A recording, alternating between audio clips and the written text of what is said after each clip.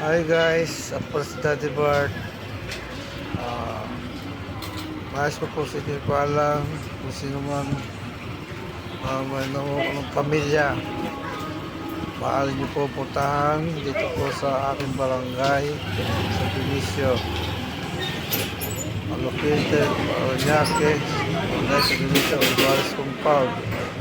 Dito po ang babae makatambay po sa aming simbahan na may terminal ng tricycle. Tukahon ito. Ano po, ayan po siya. Sino man pamilyang may nawawala. Ayan. Tignan niyo po maigi. Kung nahanap niyo po, nandito po siya sa aming barangay. Dito po sa aming lugar. Sa Olivares Compound. Sa may bandang terminal.